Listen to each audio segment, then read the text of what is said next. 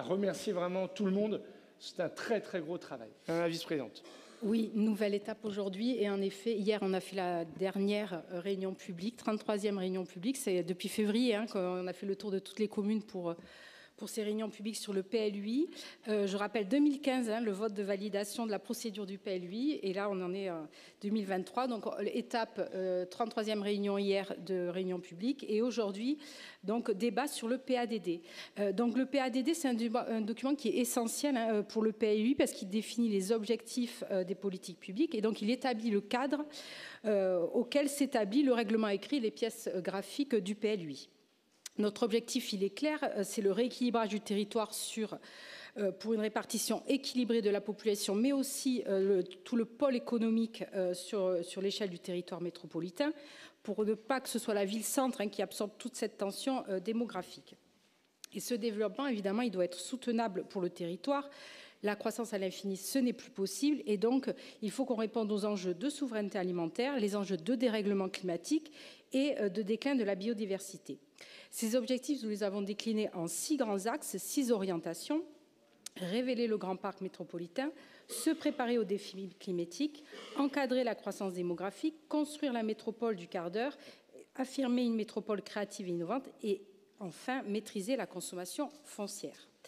Sur l'axe 1, révéler le grand parc métropolitain. Vous le savez, notre territoire il est très riche de ses paysages, des espaces agronaturels, des cours d'eau, des forêts, des terres cultivées. Enfin, c'est vraiment ces biens communs qui font la qualité de vie de notre territoire et qu'il faut protéger, révéler et même valoriser. Par exemple, les espaces agricoles, c'est des espaces qu'il faut sanctuariser dans leurs fonctions, mais qu'il faut surtout ne pas figer, mais réactiver, développer. C'est le projet qu'on a, par exemple, avec Isabelle Touzard, du PAEN sur la plaine ouest de la métropole. C'est aussi les espaces littoraux qui sont une grande richesse en matière de paysage et de biodiversité. Donc, c'est par exemple sur la commune de Villeneuve, on intègre pleinement le principe de la loi littorale avec le principe général d'inconstructibilité pour protéger cette bande littorale qui sont des secteurs de grande fragilité. Sur l'axe 2, donc se préparer aux défis climatiques. Vous le savez, c'est le grand défi de ce siècle, c'est adapter notre territoire au dérèglement climatique et donc à ses conséquences, canicules, inondations, feux de forêt, diminution de la ressource en eau, disparition de la biodiversité. Et donc nous prévoyons de préserver nos ressources en eau avec notamment la limitation de l'urbanisation dans les zones de sauvegarde des eaux en favorisant l'infiltration des eaux pour alimenter les nappes phréatiques. De lutter contre les îlots de chaleur en favorisant la végétalisation des zones urbaines et en définissant par exemple un pourcentage de pleine terre dans les zones urbaines. Pour protéger la population, dans le PLUI, on prend en compte les risques d'incendie, les risques hydrauliques et donc en limitant, en adaptant l'urbanisation dans ces secteurs d'enjeu.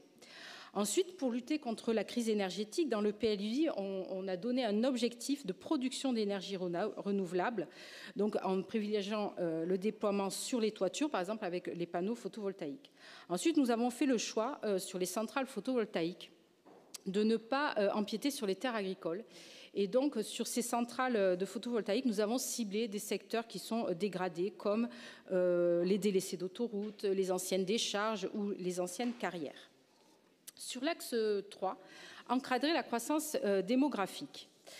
C'est ça, oui, encadrer la croissance démographique. Alors, nous avons un territoire qui est très dynamique et la projection qui nous est donnée de la croissance est autour de 1%, c'est-à-dire que ça ferait à peu près 562 000 habitants à l'horizon 2024, dans la prochaine décennie. Et donc, cette population, il faut l'accueillir dignement. Et donc, il faut assurer une production de logements. Et donc, l'idée, c'est vraiment de la répartir sur le territoire. Alors, évidemment, le cœur de la métropole, elle va prendre la plus grande partie, mais aussi, il y a toute l'archipel des villes et des villages qui vont s'inscrire aussi dans cette construction de logements, dans cet accueil de la population. C'est entre 4 000 et 4 500 logements qu'il faut créer par an sur le territoire.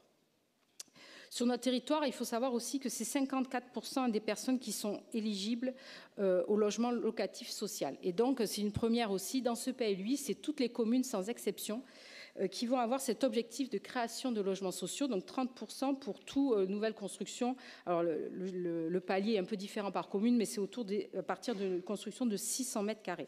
Donc ça, c'est un fait important. Hein, les 31 communes font l'effort de création de logements sociaux. L'autre axe, c'est la métropole du quart d'heure. Alors évidemment, c'est très théorique, mais c'est vraiment l'idée de trouver à proximité de chez soi, à pied, en mobilité active ou en transport en commun, tous les besoins vitaux, l'école, le médecin, le commerce de proximité et on l'espère, on aimerait rêver sans travail. Bon, et donc c'est là où on développe les vélolignes, le tramway, etc. Et donc, c'est donc favoriser la proximité. Et donc, c'est par exemple à Montaut l'implantation d'un pôle commercial en cœur du village, parce qu'il est plus acceptable que le dimanche matin, on doive prendre sa voiture pour aller acheter les croissants ou la baguette de pain. Donc, c'est vraiment cette idée de la métropole du quart d'heure, elle est là. Ensuite, affirmer la métropole créative et innovante. Et donc là, c'est vraiment sur le plan économique, cette nécessité de répondre aux besoins des entreprises, donc de l'ensemble, que ça passe de la petite entreprise, PME, PMI, aux artisans, à tous les acteurs économiques et aux grosses entreprises, et donc de répondre à leurs besoins et de développer l'offre d'emploi. À l'heure actuelle, les grandes zones d'activité, elles sont, on le sait, le long de l'autoroute A9. Et donc, nous avons souhaité rééquilibrer le territoire et donc de ne pas tout concentrer au même endroit et donc de développer des polarités un peu réparties sur le territoire. Et c'est par exemple vers le nord, Euromédecine, Agropolis, le projet d'extension urbaine pour implanter le projet de Med-Vallée. Et ensuite, évidemment, il y a le volet de commerce de proximité pour retrouver l'idée de la ville du quart d'heure. Et donc, il est important de préserver nos cœurs de village, les villages actifs, hein, qu'il faut les développer aussi, qui sont les lieux de vie, les lieux de convivialité de nos communes.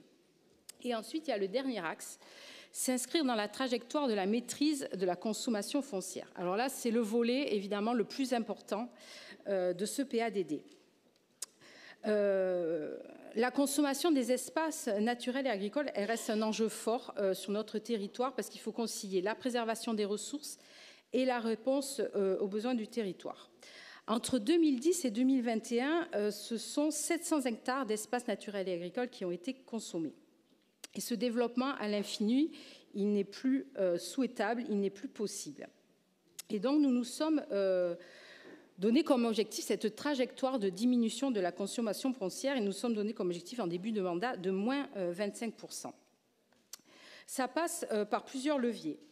Donner la priorité dans le réinvestissement urbain pour pouvoir produire du logement. Donc, c'est par exemple la Restanque à Montpellier. Le projet de la Restanque, c'est par exemple le projet de mutation d'un secteur un peu pavillonnaire délaissé à Cournon-Terral. C'est le réinvestissement urbain d'espaces, d'équipements sportifs, par exemple à Cournon-Sec. Enfin, voilà.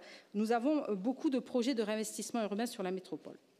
C'est aussi d'accroître la désertification du territoire. Alors ça passe par plusieurs projets, de la petite échelle, par exemple comme la désimperméabilisation d'une cour d'école, à des projets beaucoup plus conséquents comme la renaturation de sites, par exemple à Pérol derrière le Fenouillet ou au Cresse le long de la 113. Et ensuite, le dernier volet pour maîtriser cette trajectoire de la maîtrise foncière, c'est évidemment réduire les extensions urbaines du territoire. Alors, sur la réduction, je vais commencer par faire un petit rappel des chiffres. Donc, entre 2010 et 2021, ce sont 700 hectares d'espaces naturels et agricoles qui ont été consommés. En 2020, c'était 877 hectares en extension urbaine qui étaient prévus, soit une augmentation de plus de 10% de la consommation foncière, quand nous sommes donnés comme objectif moins 25%. Et cet objectif, c'est la bonne nouvelle d'aujourd'hui, c'est que nous sommes allés au-delà puisque nous sommes à moins 40%. Alors nous y arrivons grâce à plusieurs leviers. Un, l'identification des espaces boisés classés des EVP qui permet de protéger ces espaces naturels. Ensuite, nous avons bien recalculé tout ce qui est infrastructure et donc de la limitation des infrastructures futures. Et évidemment la réduction des zones AU. Et donc ce sont 300 hectares que nous avons supprimés sur le territoire. Donc nous avions version 2020 du PLUI 877 hectares en extension urbaine, version 2023 579 hectares. Donc c'est bien moins 300 hectares que nous avons supprimés. Et donc, je veux vraiment souligner, mettre en avant l'effort de la très grande majorité des maires pour diminuer, supprimer ces extensions urbaines. Et c'est vrai que nous avons vécu un moment assez émouvant au CRES, donc je le souligne parce que c'était très, très plaisant. Lors de la réunion PLUI du CRES, nous avons été applaudis par les habitants, les Cressois et les Cressoises, parce que nous avons annoncé l'arrêt complet du projet de la plaine. C'était 36 hectares qui étaient prévus d'urbaniser de terres agricoles, donc au sud de la 113, au sud de la voie ferrée. Et donc, c'est un moment émouvant pour moi parce que, en fait, c'est là où on se rend compte que vraiment, on répond aux attentes des habitants. Il nous donne les clés de la gestion du territoire pour 6 ans. Et donc, c'est important pour nous de répondre à leurs attentes, d'améliorer le cadre de vie, parce que c'est ce qu'ils souhaitent, évidemment. Voilà, répondre à leurs attentes.